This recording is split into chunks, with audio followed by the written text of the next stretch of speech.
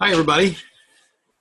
In this video I'd like to talk a little bit about some of the main points in chapter 6, the first part of chapter 6, that is pages 193 to 205. I think that's it. Let's see, page 193 to 205, that's right. It's a little shorter of an assignment, reading assignment. It's not that many pages, but I wanted to keep it fairly short, partly because it's a short week, and partly because a lot of folks find propositional logic difficult at first. And I know I found it fairly difficult at first too. So we're going to ease into it this week. And so I'd like to go over in some detail the points that you need to know. One thing about it, though, to keep in mind is, unlike inductive logic, now this is deductive logic that we're doing this week. Unlike inductive logic, there's an exactitude to deductive logic, so it's a lot like math. It's kind of the basis of math, some people have argued. So if it's difficult to understand at first, it gets easier. Once it starts clicking, then it really, everything that comes after really makes sense. So let's take a look. So I prepared this sheet that I will put on the course site. One way to describe, I think the book says this really nicely, one way to describe what we're talking about here in propositional logic, let me find it, is that propositional logic deals with the logical relationships among statements. We use symbols to represent and clarify these relationships. So really, propositional logic is about statements. So we've been using those throughout the semester. As you'll recall, arguments are composed entirely of statements, not questions. We don't have to worry about commands or anything like that. We're just looking at declarative sentences as expressions of statements, the meaning of the declarative sentence. So there's always a truth, value to a statement. So it's either true or false. So it says something about the world or some world where, in principle, it could be determined or should be determinable whether it's true or false. Now, in deductive logic, we're not that concerned with whether things are true or false, which is one of the things that makes it easy. But we are interested in abstraction. All we mean by abstraction in propositional logic is that what we're looking for are not the actual content of the sentences that we are dealing with. We're looking at the patterns. You'll see what I mean as we go along. So what we're looking at now is, well, these are the four operators that we're going to be using. These are symbols. You know, you think of the plus symbol, you think of the division symbol, and so on. Those are mathematical symbols, mathematical operators. They exist and have meaning in a mathematical language. These are symbols in a logical language. So you can think of them like that, although do not under any circumstances equate, say, what a plus sign means in math with what a conjunction sign means in logic. There's a lot of similarity, but don't just think of it purely as that, because there's going to be some differences that are going to be important. So there's just four different symbols that we're dealing with. We're dealing with the disjunction operator, the conjunction operator, the negation operator, and the conditional operator. The disjunction operator, we call that a wedge. A lot of times it's actually a small case V on your computer. And by the way, I'm hoping that all of us in the class can at least approximate to being able to make these symbols. You could, if you're having trouble making certain symbols with your font set or whatever you call it, let me know. There's other things that you could use, but most computers can make these 4 symbols. So this is a wedge, an ampersand, a tilde. Yes, that's right. You've seen that in Spanish. Goes over certain consonants, especially N. Maybe that's all it is, but it's been a while since I've studied Spanish. Conditional operator. A horseshoe also works here, but this is usually easier to find on your in your font list on your computer. So these will have some conditional meanings, and we're going to go into them now. Okay. One thing you can do is once you have this Word document on the site, when you're doing your homework, if you need to use one of these, you could just come over and you could copy that, Control-C if you're on a PC. I think it's Command-C for copy on a Mac, and then Control or Command-V, depending on if you're on a Mac or a PC. So I could Control-C that, and then come over somewhere and then paste it down with Control-V. So that way you don't have to go up to your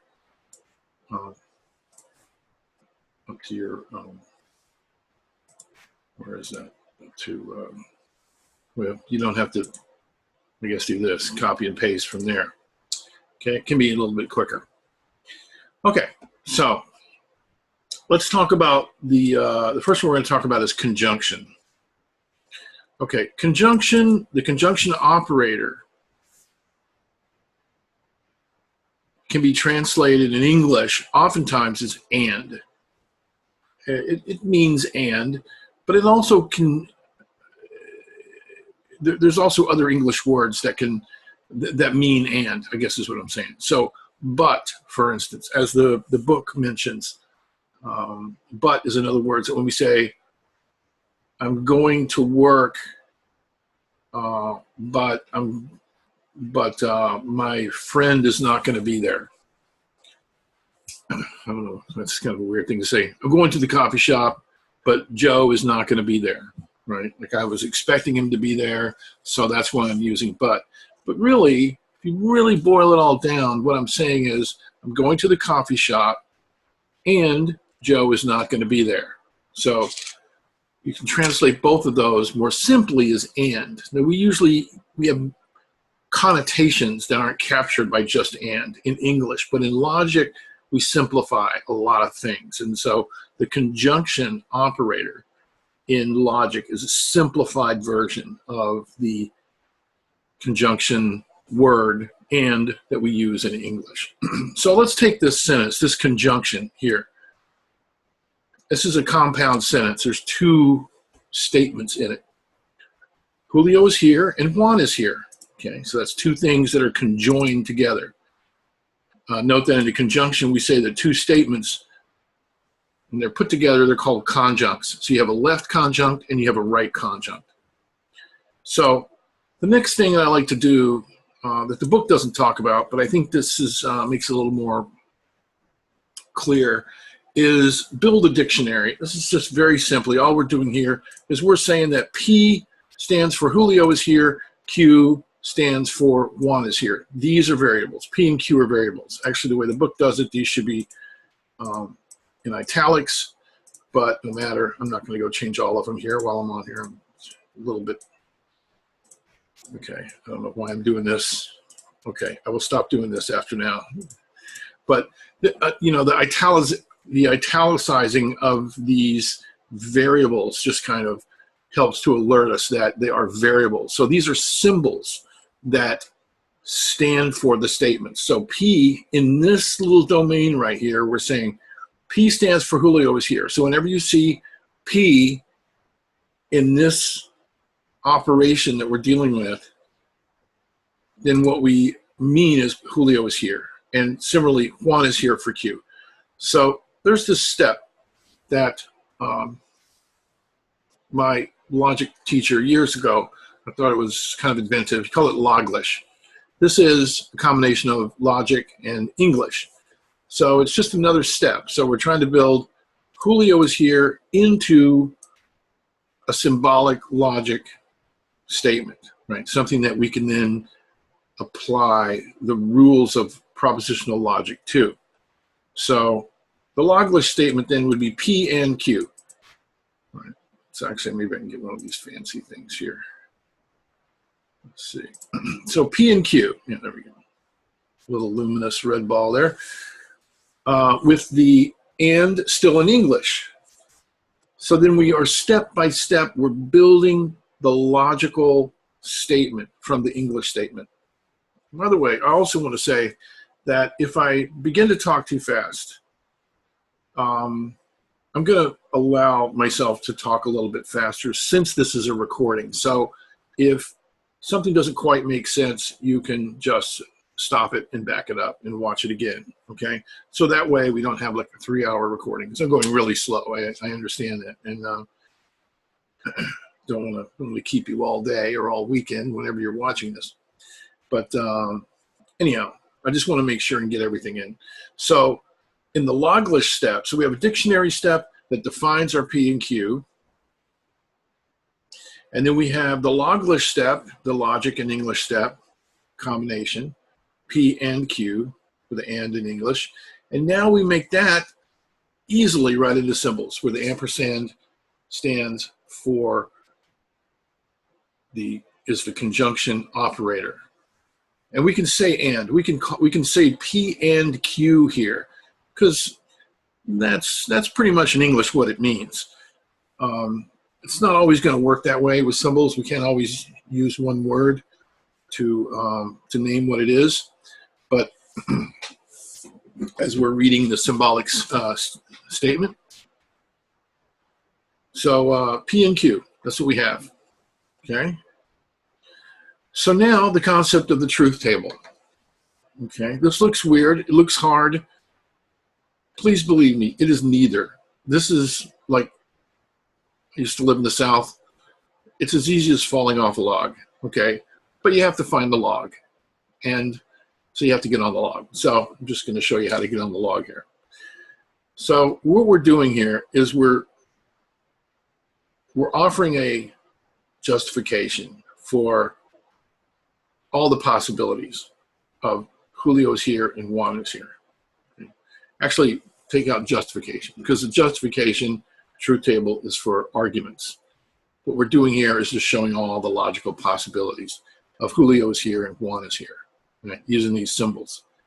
So you notice here we have the statement P and Q, and here we have the elements, the atomic, what are sometimes called the atomic sentences, just each sentence. So here's P, here's Q, and then here's P and Q with the logical symbol, okay?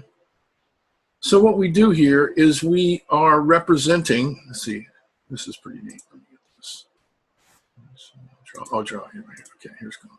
Okay, what we're doing here is, oh yeah, that's nice, huh? Is we are giving all of the logical possibilities of P and Q in combination. And so the way we start drawing these, and it's always the same, we always start, we're always going to, okay, let me put it this way. The one right next to, like the last atomic sentence is always going to be TF, TF, because we just have to build this thing. This is how we build it before this stuff is even here, okay? Before that's there, we're building P and Q. So we start with the far left. When there's just two elements, we're going to do TT, FF, okay? Then we're going to alternate TF, TF. That guarantees that we will have represented all of the possibilities. Now there's an equation for figuring out, it's really easy. It's just 2 to the n, right? So however many, it's supposed to be an n. However many atomic sentences there are goes in to the 2. So what we have here is, so I guess I'm telling you this, 2 to the 2, so that's 4. So now we know there's 4 possibilities since there's 2 elements here.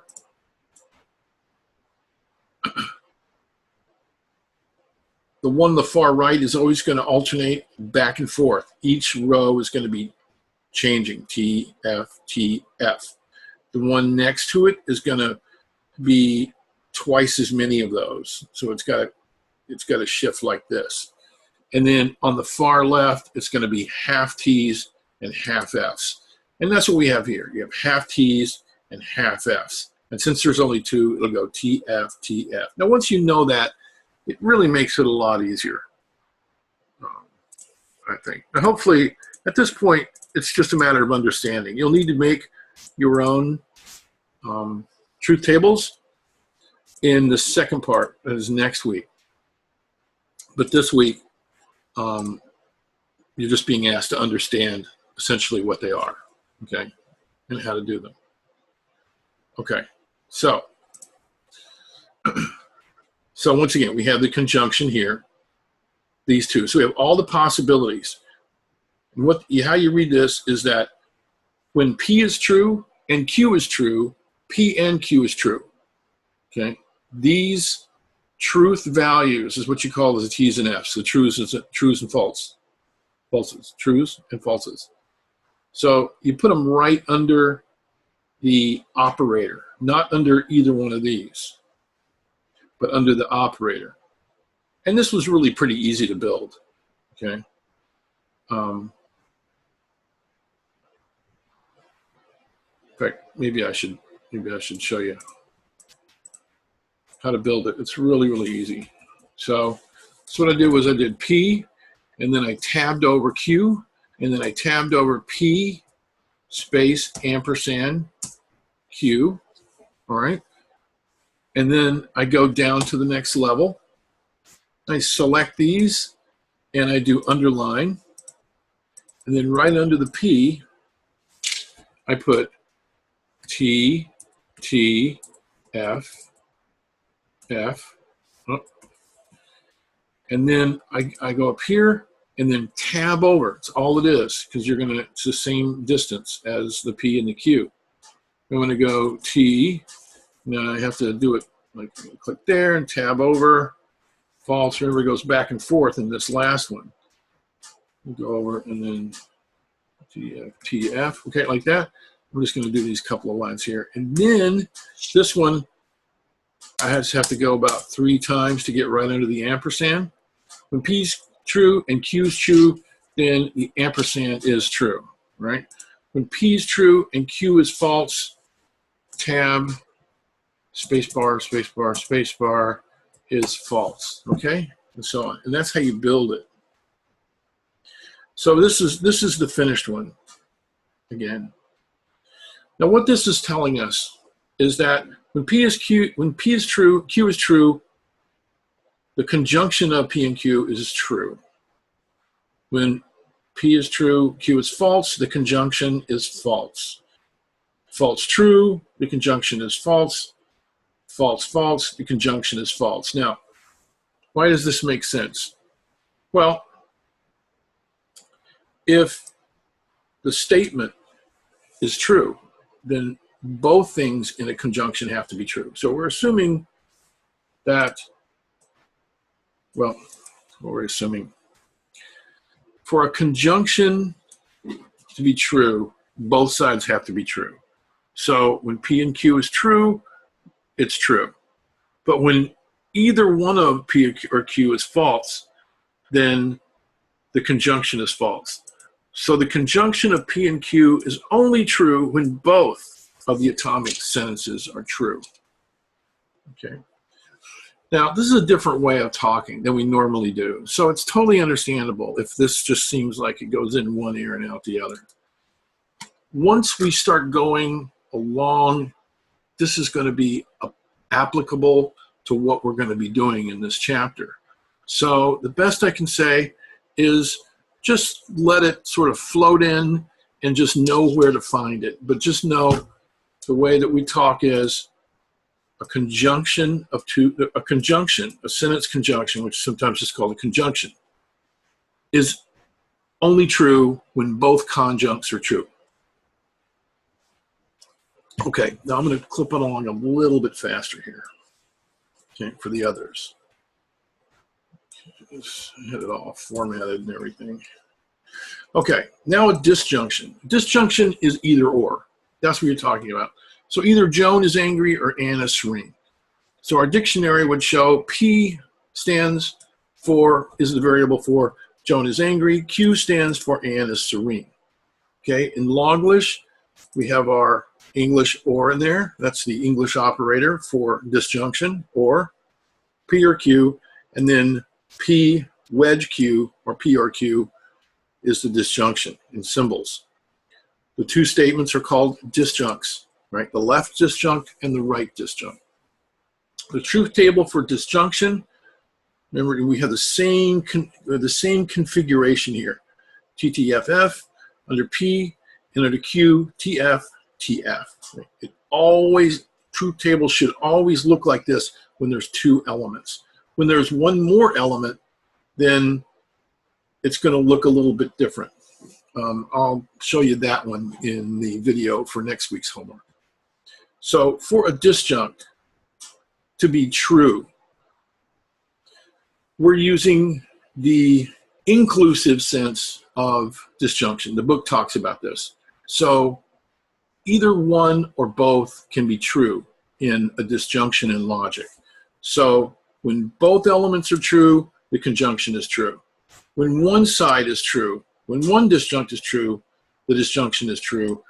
And so there you go again. And this one is P, and this one is Q is true. So the whole disjunct is true. Only when both sides are false is the disjunct true.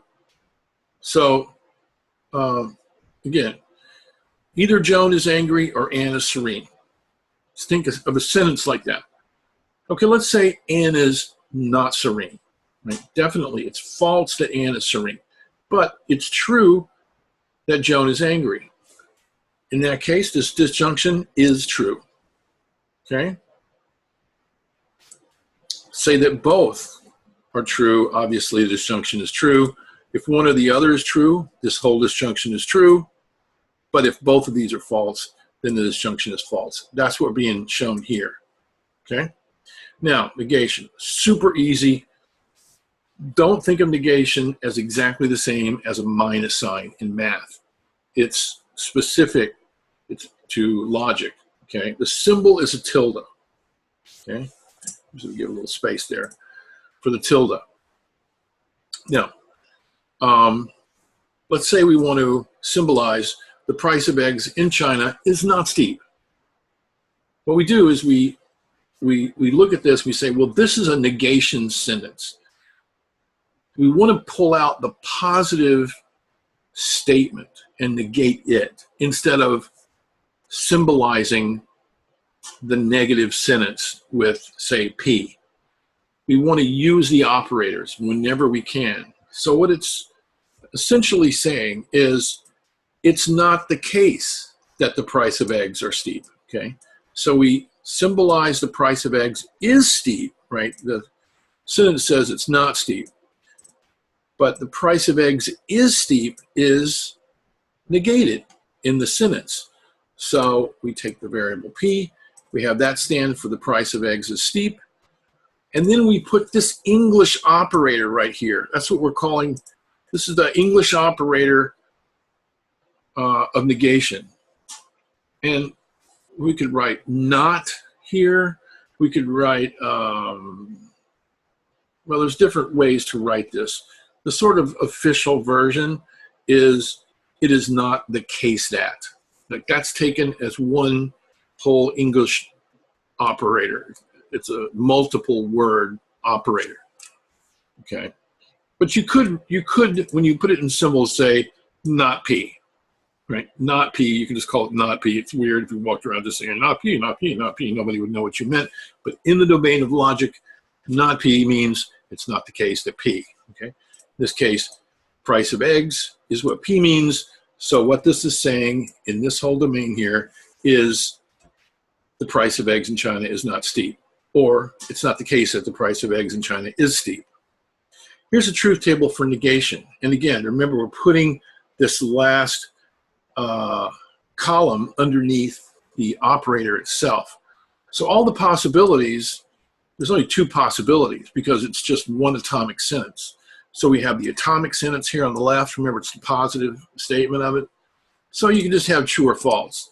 But notice that when P is true, not P is false, right?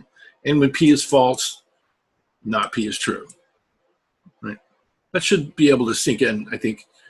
So it's a weird way to talk, but it really, it makes sense.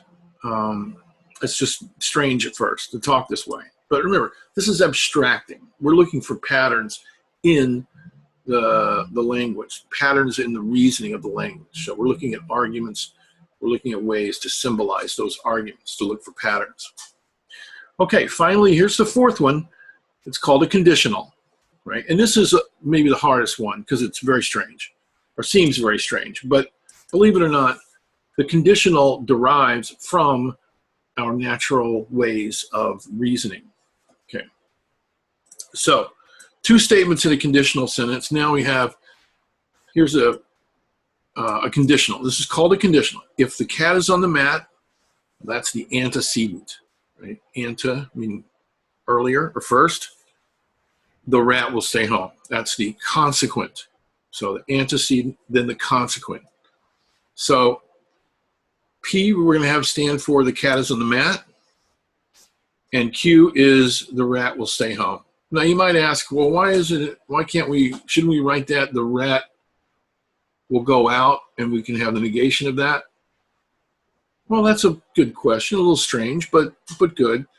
All we can say is that the sentence is not really giving us a negation. We could interpret it into a negation, but you really just want to take the appearance of it, what's there, and if it's not saying, okay, so it could be saying the rat will not stay home, in which case then we would say that Q is the rat will stay home, and then we'll symbolize it as it is not the case that the rat will stay home. As it is, we're just taking it as it's given. So Q is this consequent of the English conditional, the rat will stay home. Okay? So in our Loglish, P or, no. That's wrong, I'm sorry. Okay, so that's what happens when I get in a hurry. Okay, so in our Loglish step, this is what a conditional is in English with the variables in place of the atomic sentences. If P, then Q, right? If the cat is on the mat, then the rat will stay home. This is implied, so you can this little, you could say that then is implied there, right? So you just have to kind of read that in there. That's really what the English sentence means. If the cat is on the mat, the rat will stay home. That if implies that there's a then there, okay? If P, then Q's, and the symbol is with the arrow there. So this is the antecedent, and this is the consequent, right? The one that comes after. Now this is a weird one. So take a big swig of coffee or whatever it is you do to, you know, slap yourself in the face. No, don't do that. Be nice to yourself. So let's look at this truth table. So here are the atomic sentences again, right? Still the same way. Since there's only two, then they alternate half T's and half F's. On the left, it's always half T's and half F's, even if there was R over here or whatever it would be. If there's one before this one, then that would be half T's and half F's. And then this one would be half of the halves T's and then half of the halves F's. And then I think you may know what I mean. But like I say, next week I'll build one that's got longer atomic, more atomic elements. So this is all the possibilities here. When P is true, Q, when P is true, Q is true, then the conditional is true, right? This all falls right under the conditional operator. Now, when P is true, Q is false, the conditional is false, the conditional of P and Q. Let's just look at all of them. When P is false and Q is true, the conditional is true. Why is that? Well, we'll talk about that in a second. And when P is false, Q is false. If P then Q is true, huh? What? I know, very strange. The thing that you want to remember, is that in a conditional, the only time a conditional is false is when the antecedent is true and the consequent is false. That's the only time. Now, I'm not going to go into a lot of detail here. The book does go into some detail explaining why this is true. I'll take a couple of minutes here. Let's say that I say the sentence. Here's a conditional sentence. If Phil goes to the party, John goes to the party. Okay?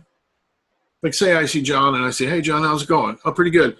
Hey, you want to go to that party? And John says, well, I was thinking about going. Yeah, I might go. And I say, well, I was thinking about going too. And John says, well, I'll go if you go, but I might go anyway, even if you don't go. Right? And a lot of times that happens.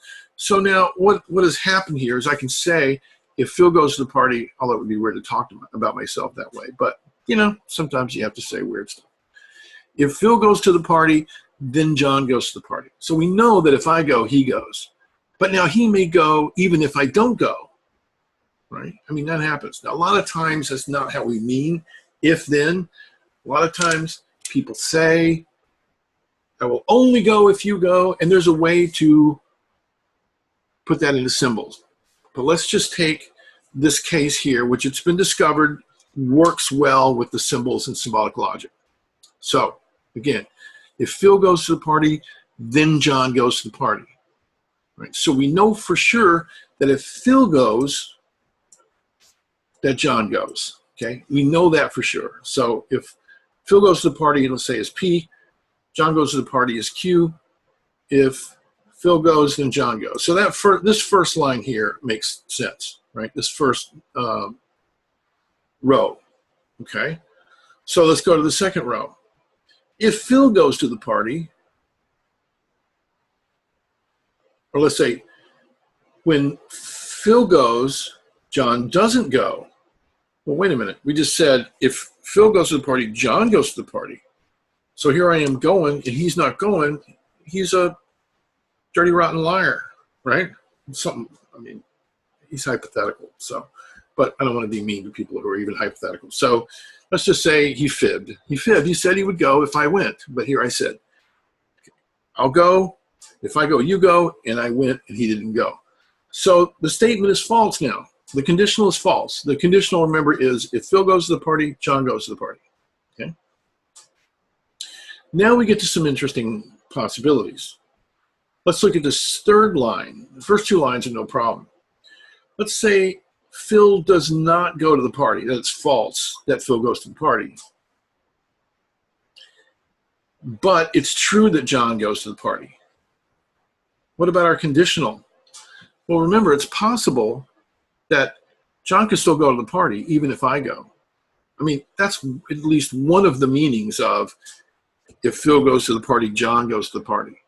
I mean, one of the meanings of that in the way that we use it in our natural language is that if I go, he goes. But if I don't go, we don't know what John will do, right? I mean, it may sound a little funny, but if I said to my friend Steve, really boring hypothetical friend names, I say to Steve, if I go to the party, John goes to the party. And Steve goes, oh, okay, got it. And then Steve goes to the party. He doesn't see me, but he sees John. And he says, where's Phil? And John says, oh, he didn't come. And then Steve says, well, wait a minute. I thought if Phil comes to the party, John comes to the party. John could just say, well, that's true. It is true. If he'd have come, I would have come. I would have for sure been here. But even when he's not here, I could still come, because just because if he comes, I come, doesn't mean I couldn't just come on my own. So I just came on my own. The conditional is still true, even though Phil didn't come. So with P being false, Q being true, the conditional is still true.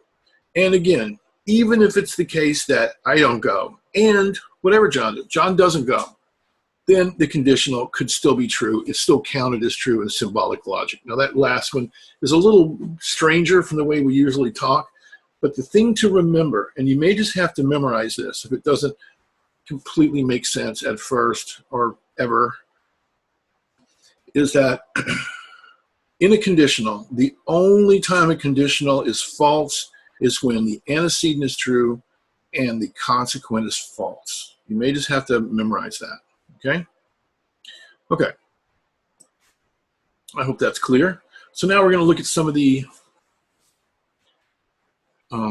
homework assignments. I did all the starred ones here, okay? Because I want you to get practice at the non-starred ones, but they're really the same basic format. So 6.1, the instructions are 6.1.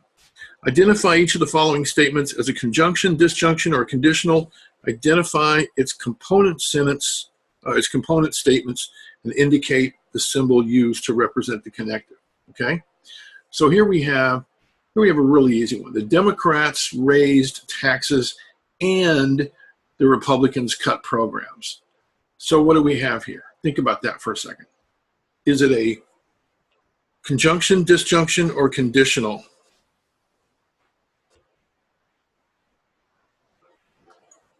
And you're right, it's a conjunction. It's a conjunction, and the component sentences are the Democrats raised taxes, would be, say, P, and Q would be the Republicans cut programs. And then it also asks for the symbol used to represent the connective, what we're calling the operator. So let me undo this, see if my fancy way. Yeah, there we go. So it's a conjunction, and the components are the Democrats raise taxes, the Republicans cut programs, and the ampersand. Okay, very good. So if Taslima can read your mind, then you're in trouble. If Taslima can read your mind, then you're in trouble. Now what do we have here? Now notice we have an if here, we have a then there, so that means it's a what? That's right, it's a conditional. See, I'm listening to you. I know you just said conditional, or you thought conditional, okay? So it's a conditional sentence, and the elements are Taslima can read your mind, and you're in trouble. So it's going to be if P, then Q. Oh, actually, we're just looking for the arrow sign too. Let's make sure we got that right. So it's a conditional, the components, and the operator. So here we go again. If, then. So that's a conditional, and you have the components being God is all powerful and he can prevent evil in the world. Now, not quite a negation. So you might be thinking, well, is this a negation? Not quite a negation. It's a positive statement of what he can prevent. So this is just another positive sentence. So it's a conditional. We have the elements, the components, and it's going to, of course, be the arrow. And I hope I'm right. Yes, very good. Okay, 6.2, translate each of the following statements into symbolic form. Use the letters in the parentheses to represent each component statement. Assume that the letters stand for positive statements so that a negated statement is indicated by adding a tilde in front of a letter. Okay, this is turning into a very long video. Sorry about that. Maybe you should watch it in stages. Go take a nap, turn it off, go take a nap, and then come back and watch the rest of it, if you haven't already done that. So either Herman does his homework or he goofs off. So we're supposed to translate these into symbolic form. So I'm going to say this is a disjunction. Either Herman does his homework, so that's going to be P, or he goofs off, and that's going to be Q. So it's going to be P, disjunction, Q, P, wedge, Q. Yes. Yay. So then people die, but books live forever. Okay, ever. What did we say about but earlier? No. No. Right. It's a conjunction. It's a conjunction. So we have people die is E, conjunction or ampersand. Books live forever is F. Yay. E and F, or E ampersand F. Okay, E conjunction F. Remember, E is the left conjunct, right is the F It's the F. It's the right conjunct. Okay. He will not benefit from instruction. Okay, now we got something going there, but not there. And he will not learn on his own. So we have the and is a conjunction, right? And what's the left side? He will benefit from instruction. We put the positive statement there so that we can use the negation of. It's not the case that he will benefit from instruction. And he will not learn on his own. So he will learn on his own. So this should say tilde G ampersand tilde H. Yay.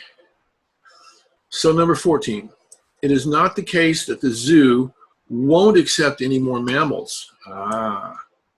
It's not the case. So there's only P here. Huh. Wow. So we got not and we got won't. Now remember, that's in English. Now that's a negation operator with English words.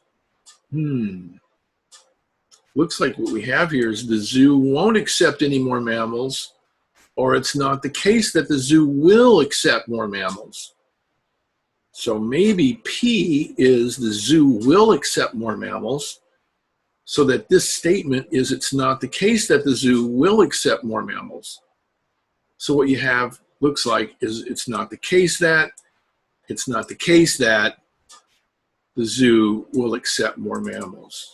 Okay, sometimes you have to have odd looking things like that. That's tilde P, right? Not P, or it's not the case that, it's not the case at P. Yeah. And symbolic logic, things like that do happen. It's just manipulating the symbols, okay? So now, 6.3, what are we supposed to do here? 6.3, indicate which of the following statements are true and which are false. Okay, this is kind of a weird one because you have to know some stuff here. Wasn't completely happy with this one, but there's not that many. You only need to do 7. Let's see. Alligators are reptiles. That's true, I guess. I don't know a lot about biology, but I think that's true. Dogs are reptiles? No. So that means that the right conjunct is false. The left conjunct is true. And remember our truth table for conjunction, both sides have to be true in order for the conjunction to be true. If one or the other, either side or both are false, then you have a false conjunction. So I bet this is false. Yay. Okay. Now we have some symbols here. It's not the case that, right, dogs are mammals. Or snakes are reptiles. So we have to see, now, snakes are reptiles that's true, right? Snakes are reptiles is true. So I don't remember about dogs. Now, I think dogs are mammals, so I think this is false. But it doesn't matter in this case, because as long as one side of a disjunction is true, then the disjunction is true. Okay? Yeah, I don't need to know a lot about biology for that one. So alligators can bark.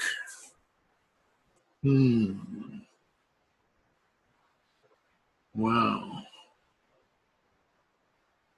I don't know. Let's come back to that. It's not the case that dogs are reptiles. I think that's true. So I have true and alligators can bark. This is why don't like this. I've never lived in a place where there were alligators, not real alligators, stuffed animals. I mean, teddy bear kind of alligators. I don't think alligators can bark. I don't think. I've never heard that. So from our past chapter, my background knowledge tends to tell me that alligators can't bark. You know, I'm going to take a chance here, because if that's false, then the conjunction is false, even if the right conjunct is true. So is this true or false? False. Okay. Well, I guess alligators can't bark, because I'm pretty sure that one's true. So see, you do learn things in a critical thinking course. 6.4. Indicate which of the following symbolized statements are true and which are false. Assume that the variables A, B, and C are true, P, Q, and R are false. Okay, I'm going to try to clip along a little bit because I think we're running out of daylight. So, okay, so we have B or R. Remember, A, B, C is true, P, Q, and R are false. So this is testing our knowledge of disjunction, conditional, or disjunctions and conditionals, right? When the disjunction is true, when it's false, when the conditional is true, when the conditional is false. So B or R. Okay, what does that mean? Well, B is true because it tells us A, B, and C are true. So B is true. R is false because P, Q, and R are false. So this has to be true. And it is. Okay, good.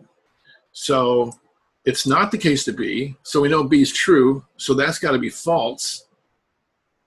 And now I don't even have to look further because if you look back at the truth table, whenever the antecedent is false, it's true for the conditional, right? Now, not Q would be true. So this would be false, true, because Q is, by definition, false. Okay, P is true. Remember, R is false. So not R is true. So we have if true, then true. And if you look at that, we're P and Q up in the truth table. So this should be true. Awesome. Okay.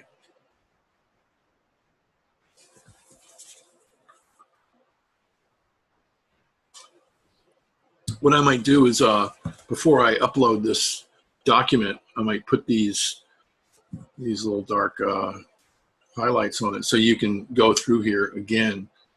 All you have to do is double click on the thing and go to this. It's not the one with the font color, it's the one called highlight color, and just go and choose black, and then it covers it up. And then when you're ready to undo it, go back to the same place and go to no color, and it reveals it. Okay, last one. Translate each of the following statements into symbolic form. Assume that the letters you use stand for positive statements. Okay, now they weren't real clear about what letters you're supposed to use. So what I would suggest is put the letters in. You remember we had that dictionary up above. If you don't want to go, you could do a dictionary like above in this document, or just in parentheses at the end of a statement. Just somehow indicate, here you have democracy is losing ground in the United States. So we're going to call that P. It is being enhanced in third world country, or the whole sentence would be democracy is being enhanced in third world countries, because that's what it's really saying here, is Q. So either this or that, so either P or Q is what it should be. Right, P or Q, right? Science, okay, this is a weird one. Science will never triumph over religion unless science can offer a spiritual experience. Okay.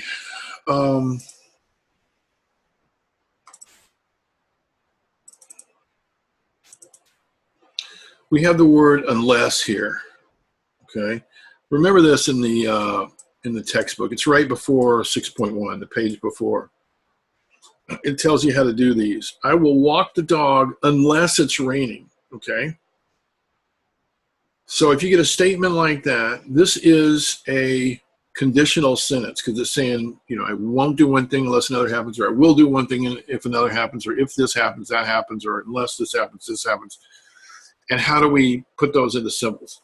Well, unless is one of the hardest ones, but all you have to remember is that whatever comes after unless, whatever the statement is after unless, you negate it and put it first. You negate that statement that comes after unless, and then you put it as the antecedent in a conditional.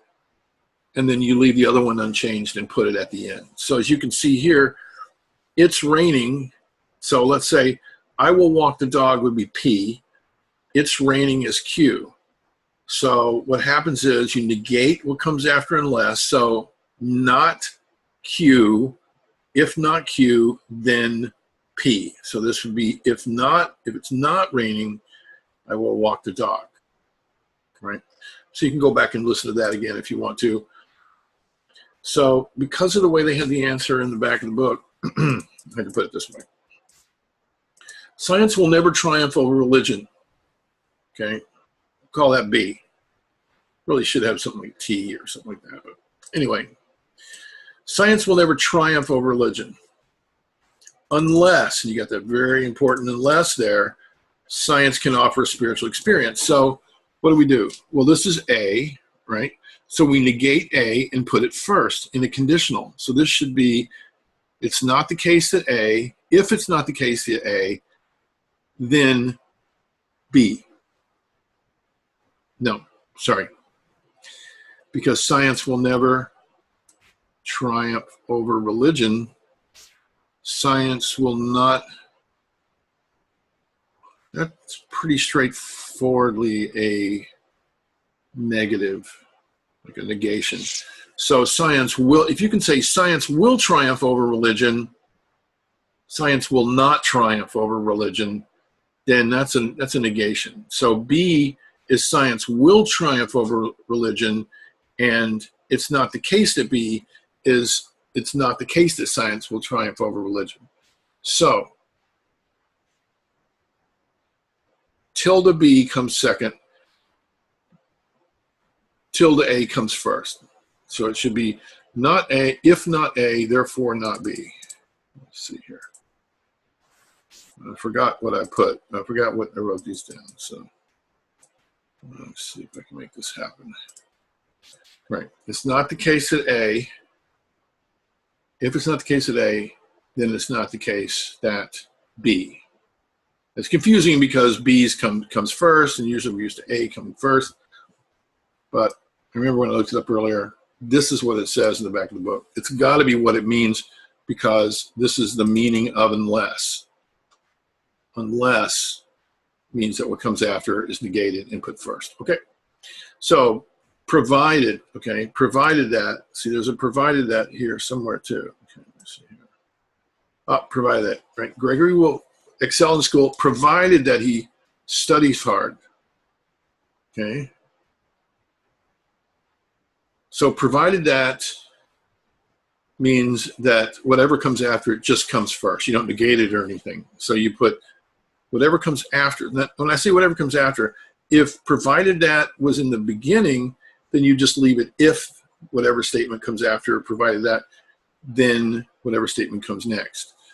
When it's in the middle of the sentence and it comes before the second, when it comes before the English version of the consequent, then you got to put it into the front, but you don't negate it or anything.